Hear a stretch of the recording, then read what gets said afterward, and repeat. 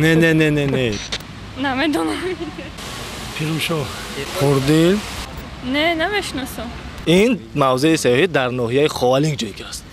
صدبرگ ساوسن یا سومن. خالمرادی اکرم. این هنرمند کی است؟ زلیخا محمدشاییوا. گلچهره صادقه. خالمراد صدیق. پاندا پاندا. گلچهره درود بر شما بیننده‌های عزیز. این برنامه ذهنی نام دارد پرسجو و امروز من زیورشاه غازیوف با همراه نواربردارم عبدالله ریایف بار اول پرسش خود را در شهر باختر میگذرانیم. برنامه ذهنی است، سوالها مشکل نیست، فقط فکر باید کرد. دو بخش داریم با سه سوالی. سه سوال اول، سه نامی پسرانه را باید بگویند که با حرف پ آغاز می شود. سه موضع سیاحی را بگویند که با حرف چ آغاز می گردد و همچنین سه نام دخترانه را باید بگویند که نام گل را داشته باشد. در بخش دوم باشد پاسخ از روی عکس می شود. ما سه عکس هنرمندان معروف کشور را انتخاب کردیم که باید ساکنان بگویند که آنها کیند، یعنی نام آنها چی است. هنرپیشه خلقی تاجیکستان عبیدالله رجب. دوم آوازخوان کهنسالترینه که حالا هم آوازش جذابیت دارد، گلچهره صادقова و همچنین حجوینگار از گروه حجوی لحظه های گوارا خالمراد صدیق. بیننده عزیز باید بگوییم که هر نوبت در برنامه ما یک بازی بردناک داریم که بیننده ها و آنهایی که توسط تلویزیون و یا شبکه‌های اجتماعی ما را تماشا میکنند به طور آسان میتوانند صاحب مبلغ شوند و آنهایی که در برنامه اشتراک فعالانه میکنند برای آنها ما تخفیف 50% داریم که میتوانند آسانتر صاحب مبلغ گردند. من عاید شرط برنامه که یک شرط دارد، من عاید همین یک شرط برنامه البته در انجام برنامه خواهم گفت. حالا باشد پرسش خود را از ساکنان شهر باختر آغاز خواهیم کرد. سلام علیکم. روزتون بخیر باشد. نام من زیورشاه، شما در برنامه پرسجو حضور دارید. نامش باشید؟ بیلال. سعید جان. بهترین. ما از تلویزیون ختلان برنامه ذهنی پرسجو داریم. اگر امکان داشته باشید در برنامه ما اشتراک کنید. ما سوالهای ساده داریم، سوالهای ما مشکل نیست، فقط کمی فکر باید کرد. اما برای آنهایی که اشتراک میکنند در برنامه، در انجام برنامه یک بازی داریم که میتوانیم برای 50% تخفیف پیشنهاد کنیم. شما راضی هستید؟ تا حد امکان. بهترین. یعنی هر دوی شما یک سوال ما هر دو جواب میدیم. یک سوال هر دوی شما. بهترین. نباشد آغاز میکنیم. سه نام پسرانه را بگویید که با حرف پ آغاز می شود. یکم کی جواب میده؟ پرویز. خوش. پرویز. پرده.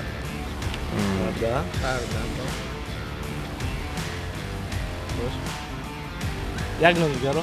یک نام دیگر. بسیار نام دیگه چی باشه؟ پرویز پرده.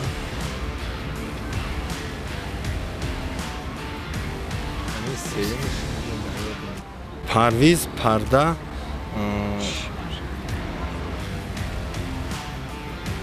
متاسفانه وقت شما با انجام رسید. و همچنین نام های دیگری که با حرف پ آغاز می شوند: پارسا، پاکفر، پردیل و همچنین پولادی که حاضر من کمیش رو برای شما کمک کردم. و البته این نام ها در فهرست نام های کمیته زبان و اصطلاحات نزد حکومت جمهوری تاجیکستان نیز نشر شدند. نمیدونم. پرویز پیرو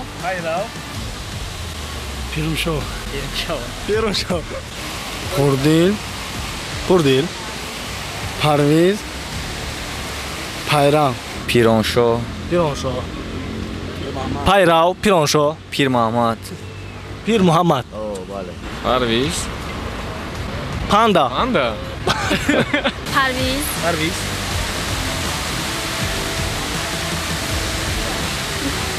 سراسی منش وقت میدیم. سراسی منش شده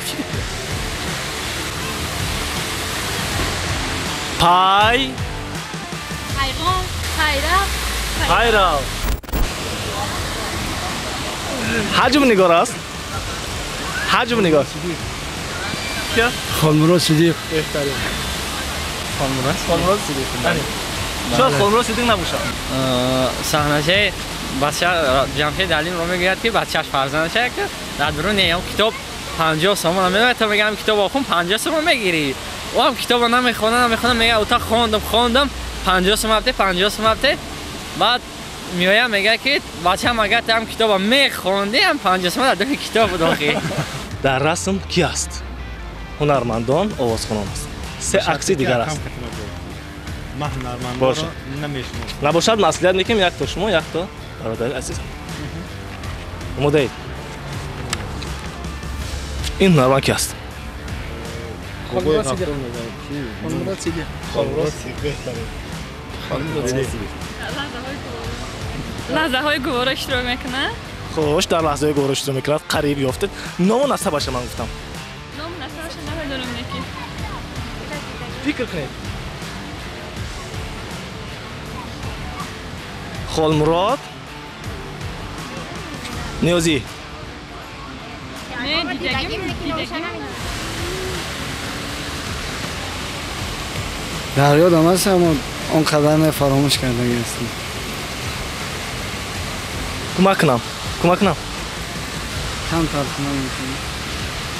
کمک میکنم که در گروه حجوی لحظه گوارا صحنه بینی بذار. ندارم اما نامش را اونقدر در یادم نیست.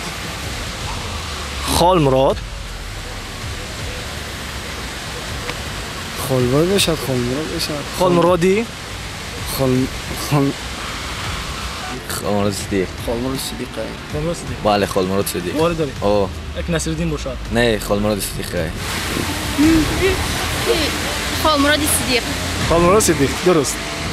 گروهی لحظه های گوارا لحظه گوارا. گروه حجوی لحظه گوارا. لحظه گوارا کی؟ شکر خالمرادی خالمرادی اکرم خالمرادی صدیق خالمرادی صدیق. یافتم. شما سه موضع سیاحی ولایت ختلان را نامبر کنید که با حرف چه آغاز می شود. مثلا یک تاشا گفتیم چیلچور چشمه. مثلا یک تاشا گفتیم چیلچور چشمه، چیل دختران، انا یک تو دیگر چشمه سوری. کمک کنم. این موضع سیاحی در منطقه یعنی در شهر و ناحیه های منطقه کلاب جایگیر است. مثلا با همین نام یک موضع سیاحی دیگر. این همین در همین این بچه. باز کمک کنم. این موضع هم سه حرف اولش با چیل آغاز می شود. چیل دختران. چیل دختران گفته شما را. این موضع نیست. این سه میشه نیفته. فراموش کردم. پیدا نکردی. با شما وقت میدیم مرحبا. سه میشه نیفته. چیل. نه. یک کمک دیگر. اما این آخرین کمک. این موضع سیاحی در ناحیه خوالینگ جایگیر است. چیل. یعنی شما ناحیه خوالینگ اگر رفته خوالینگ از هر کسی که بپرسید وای البته این موضع سیاحی را میدونند. البته اکثرا میدونند. من برای چی در آغاز از شما پرسیدم که شما موضع سیاحی مخصوصا ولایت ختلان را دیدن کردگی هست؟ شما گفتید که ها. انا بگید کدام موضع سیاحی است در ناحیه خوالینگ که با حرف چه آغاز میشود؟ یعنی انیختش با حرف چیل. چیل مزور. نه چی؟ نیفته. این موضع نام دارد چیلچنار. بله بسیار موضعی معروف نیست هست در ناحیه منطقه کلاب.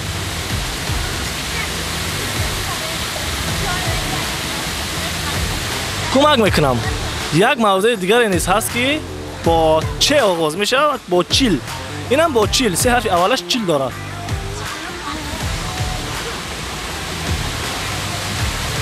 فکر کنید.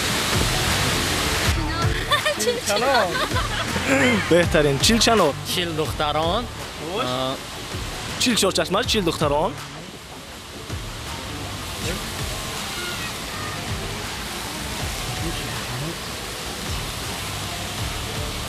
چیل چهارچشمه و چیل دختران شما را که گفتی یک تای دیگه اینم با چیل آغاز می شود کمک میکنم در ناحیه خوالینگ جایگیر است این نازی نه سرش بسره نه چی رو آغاز میشه من کمک کردم که در ناحیه خوالینگ جایگیر است این نازی بسیار موضع معروف است تاریخی با فکرم البته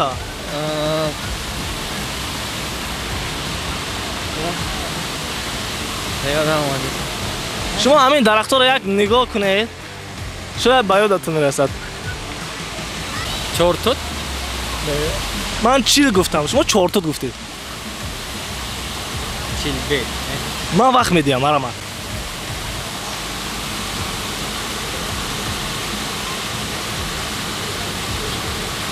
نیفتید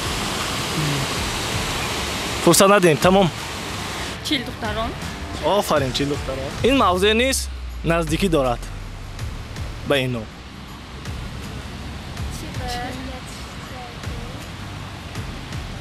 کمک میکنم این موضوع سیاحی در یکی از ناحیه‌های منطقه کلاب جایگیر است با چیل آغاز میشود نه ندانستم چیل چهارچشمه دویمش رو هم برای شما کمک میکنم چیل دختران چیل دختران چیل دختران میدونید یک نام دیگه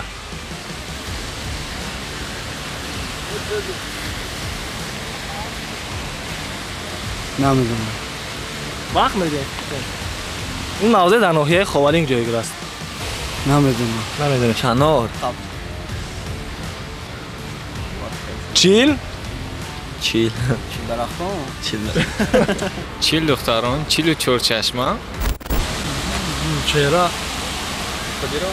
نه چه بنامش ستاری گلچهره ستاری نه نامش گلچهره و نکی چه بود فامیلاش فکر کنید گلچهره یا فکر که فامیلاش بیام نامش همه دارم گلچهره شما عموما دیده ایده آوازخانه‌اش با دو تار می‌نام اویله هنرمند داره پسرانش نیست هنرمند فکر کنید وقت میدید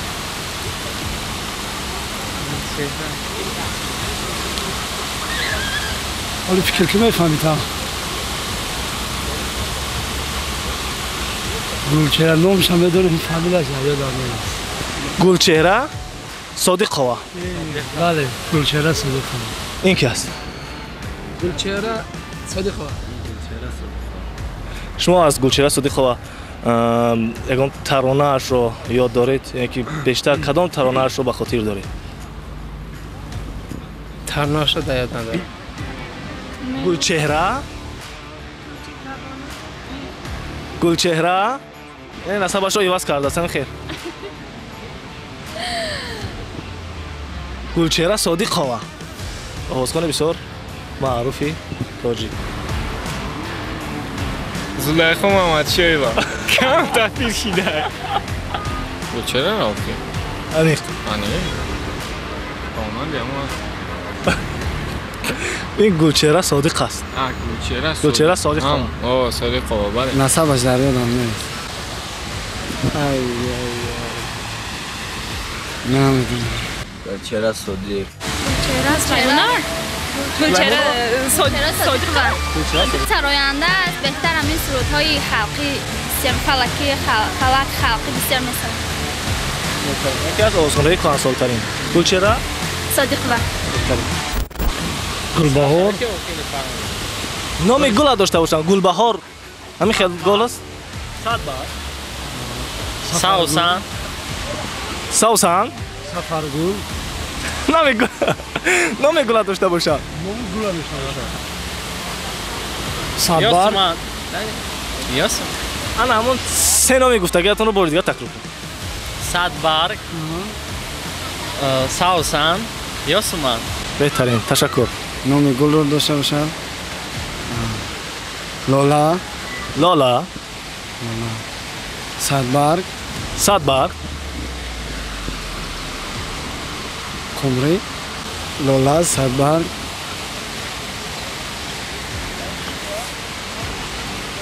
номи гулро дошта бошад. лола, садбарг, як тезда.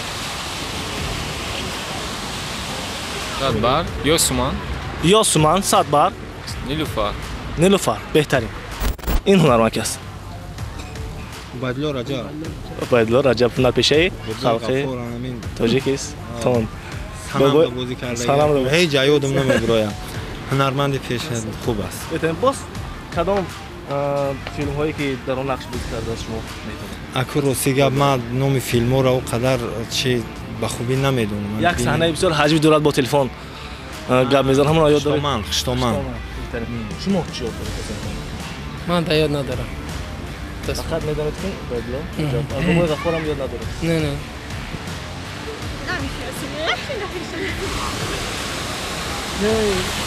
این هنرمند کی است؟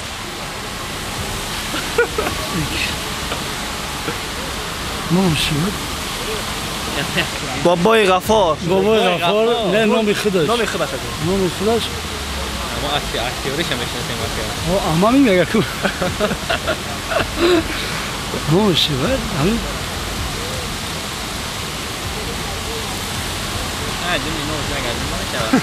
نامش نگیم نمیشه. ما باید نامش بگیم.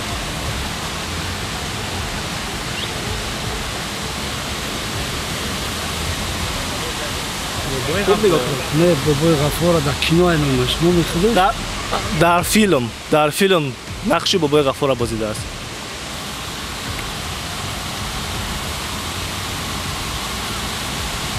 چهار تا در یوتیوب اگر تماشا کنید چی ببینید؟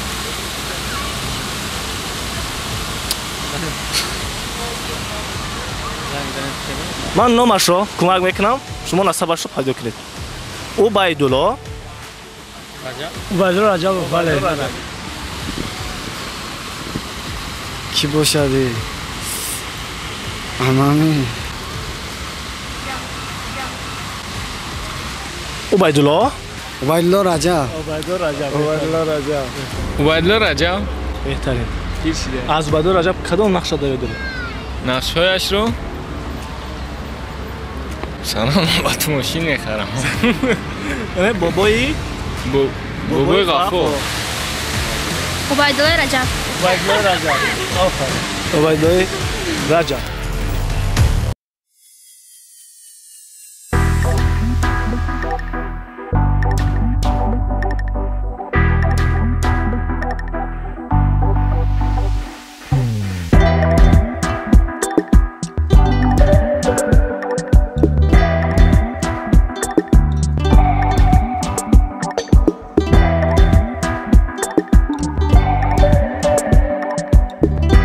پرسش امروزه ما ساکنان شهر باختر تا جای توانستند دانش خود را سنجیدند.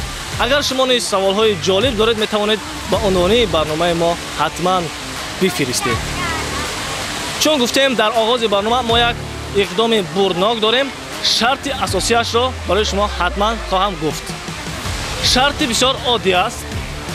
با عنوان برنامه ما در اینترنت یعنی وارد میشوید به سامانه اجتماعی یوتیوب که در روی اکران نام آن علاقه پیداست. در شرح یعنی کامنت آن یک جمله آید برنامه می نویسید.